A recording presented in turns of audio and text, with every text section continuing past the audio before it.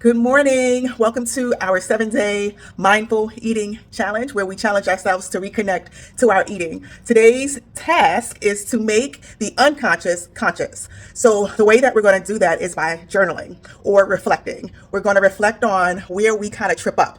So if you notice that there are times when you have been mindless, and you know that because your eating will bear that out, right? And when I say that your eating will bear that out, all I mean is that you'll get off track. You know when you're off track with your eating because you've gotten off goal, because you've eaten too much, you feel more stuffed than you are, you're not satisfied with where you are, you gained weight. That's what I mean by your eating will bear that out. And that's how you know that something else is actually going on.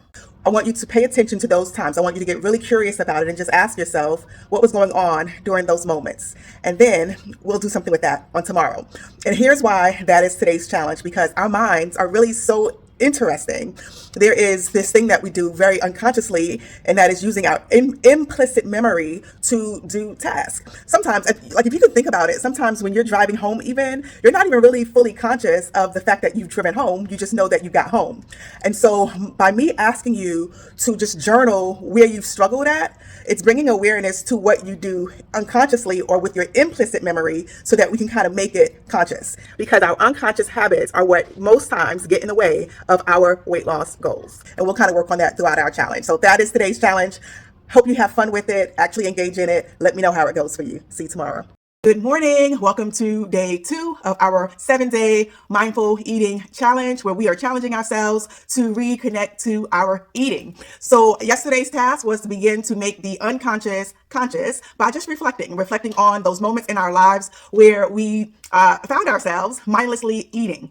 And if you did that task, I asked you to kind of just look at what was going on in those moments. And so what I'm pretty sure of is that if you reflected on those moments where you were mindlessly eating and you looked at what was happening in those moments, you probably noticed a pattern. And that pattern was that in those moments, you felt like you had to rescue yourself from something, whether it be because life was just so loud, because life was just lifing like it always does. There was a reason that you felt triggered and activated to do something to protect yourself and keep yourself safe. And so we talked a little bit yesterday about unconscious or implicit memory. So what happens in terms of building that implicit memory is that we begin to kind of pair things. We begin to say, oh, if I like with a baby, let's say for a baby, for example, if I pick this baby up and rock it when it's crying, the baby will stop crying. So that is how implicit memory works, because you begin to always pick the baby up when the baby's crying to stop the baby from crying. And now your brain is like, we're just going to do this and stop go too. So that is what happens with eating. When life can sometimes be lifing and we are feeling triggered or activated, we begin to pair things. And so sometimes unconsciously we pair food as the thing to help us to soothe ourselves, to take care of ourselves. The task for today is to ask yourself, if I'm soothing myself with food, if I'm trying to rescue myself with food, the question becomes, what am I trying to rescue myself from? What are you trying to rescue yourself from is the task for today. I'm going to post 2 links in this video so that you can kind of get a little bit better understanding of what I'm talking about in regards to triggers and in regards to implicit memory and how we try to rescue ourselves. So today's task is pretty big and it's pretty heavy. So if you need some support, I am a therapist. I'm a licensed therapist, but I'm not your therapist, but I can always give you some sister girl advice, but I'm not your therapist, okay? So if you need some support with today's task, just make sure that you message me and I will be sure to respond to you. I will see you guys tomorrow. Bye-bye.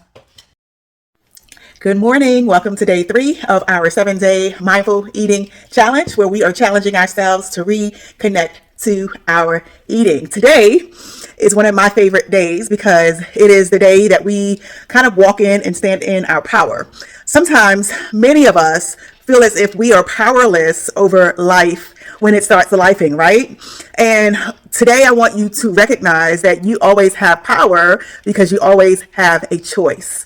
And choice is the only thing that changes our situations. So today's challenge is about, how do I help myself, like really help myself in a way that is consistent and in alignment with my actual goals.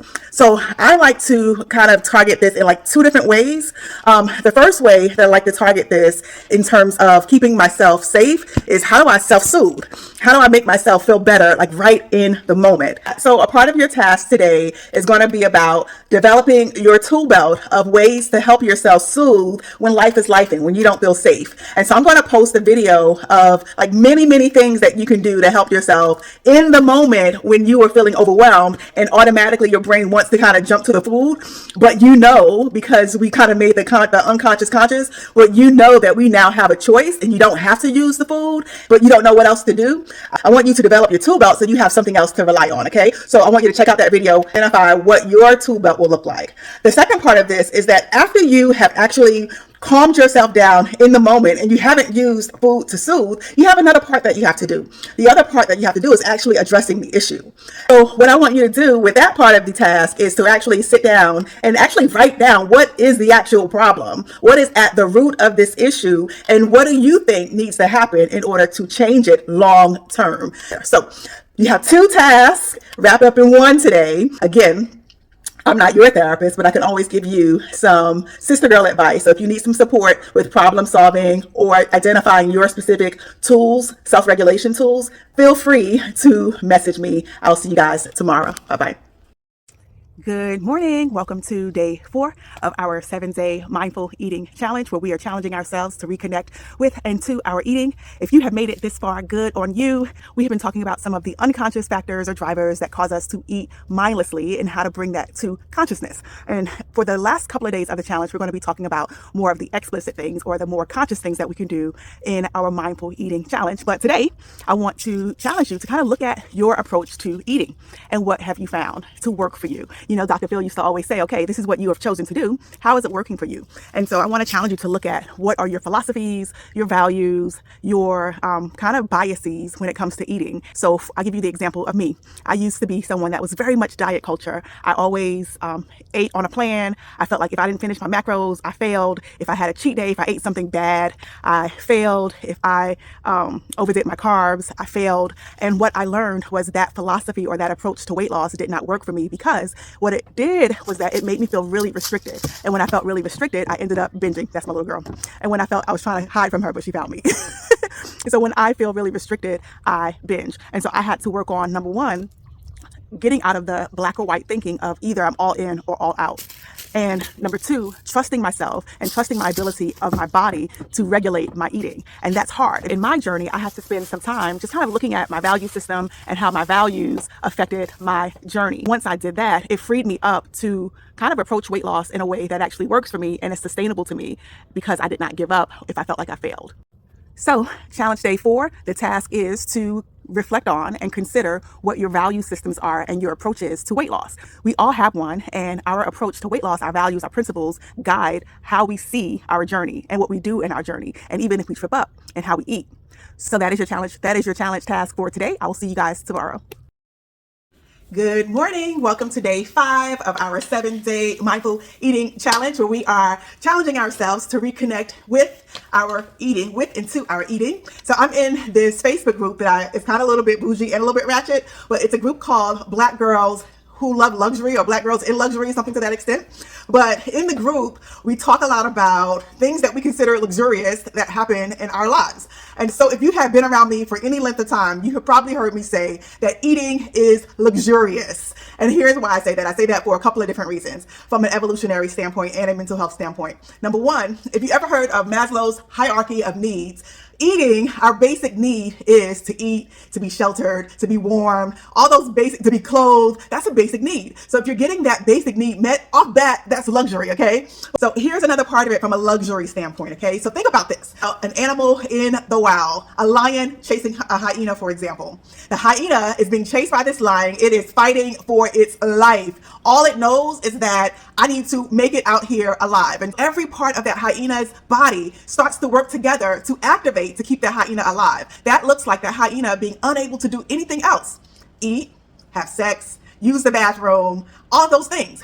And if you research it out, for us as human beings, the same thing happens. When we're triggered, when we're traumatized, when we're stressed, prolonged stress, chronic stress, we can't do anything but literally fight for our survival. That is why you see people having issues with irritable bowel syndrome. That is why people lose their appetite when they're stressed. That is why people can't sleep when they're stressed, because literally the lion is chasing the person. The lion is chasing you. So that is why eating is luxury. If you are able to eat and able to enjoy it, it is luxury for you, because that means that you feel safe and you feel calm and you feel at peace. That is top tier. Because food is so luxurious and we know that we are sensual beings, we have this amazing opportunity that is presented to us, and that is to be responsible with how we indulge in our sensual, luxurious experiences. And so the way that I have worked this for myself, and I'm inviting you to do the same, is to actually, every single time you want to indulge in some type of food, is to just pause. Like, pause and ask yourself, what's driving this for me? What's driving my desire to engage or indulge in this particular food? And the beauty of mindful or intuitive eating is that there are no foods that are off limit. And so you literally can eat anything that you want, but the whole key is to ask yourself, what's driving this?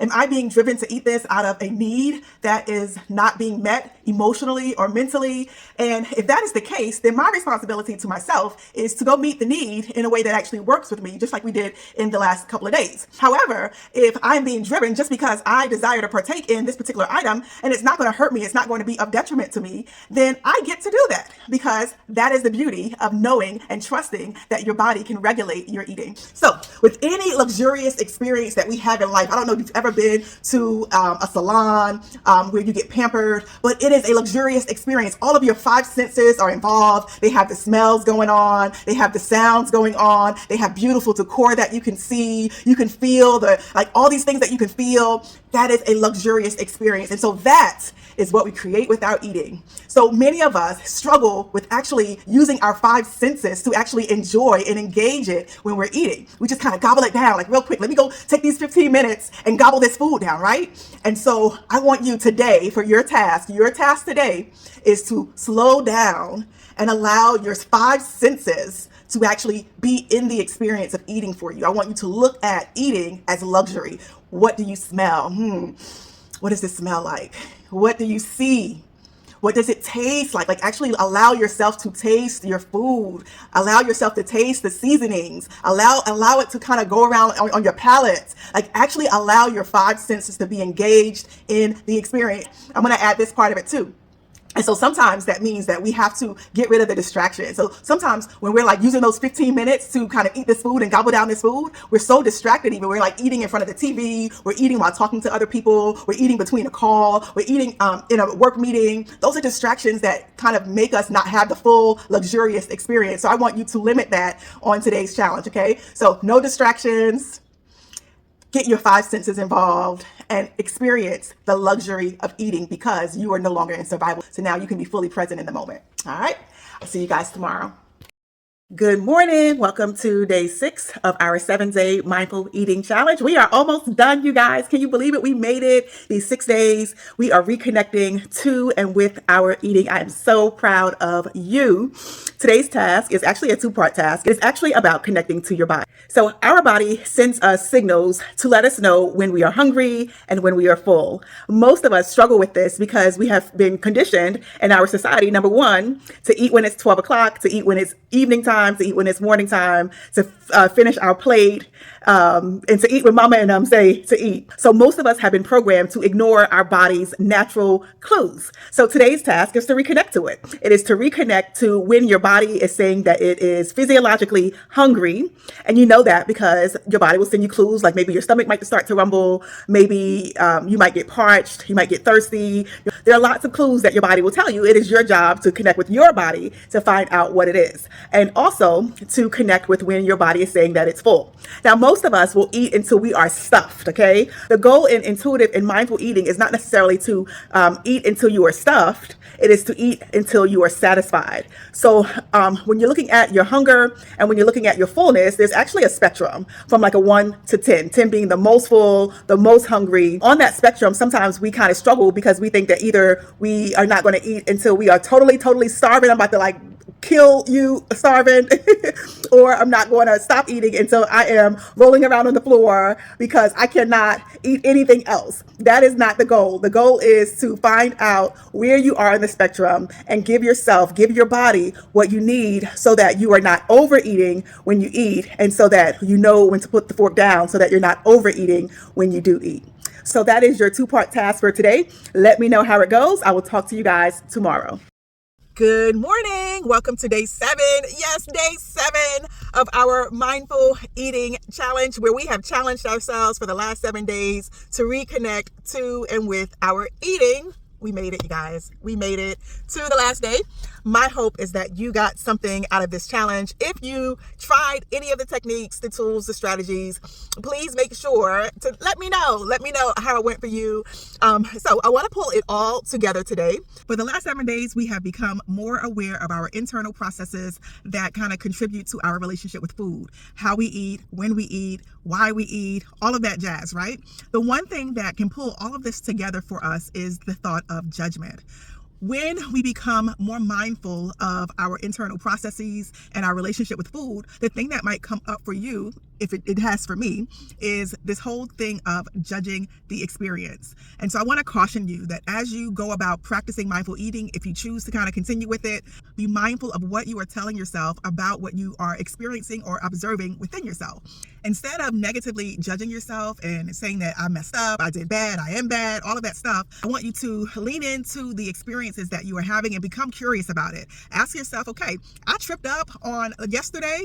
I ate past being 80% full. I ate until I was 100% full and I was stuffed. What was that about? Or I started eating when I was 60% hungry as opposed to 20% hungry, and I blew it because I was starving and ravenous by the time that I started eating, and I messed it up. I overate.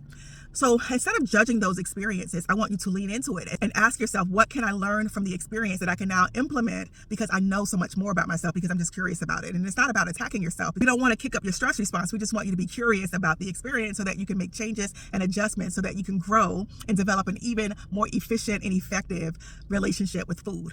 So today, our task is to practice. I want you to practice all of the skills that we have gone over the last 6 days. So when I shut up, I'm going to give you a timer that is for 25 seconds. And I just want you to chew. I just want you to experience your food. As you chew, what's going to happen is that it starts to signal to your brain that you're full.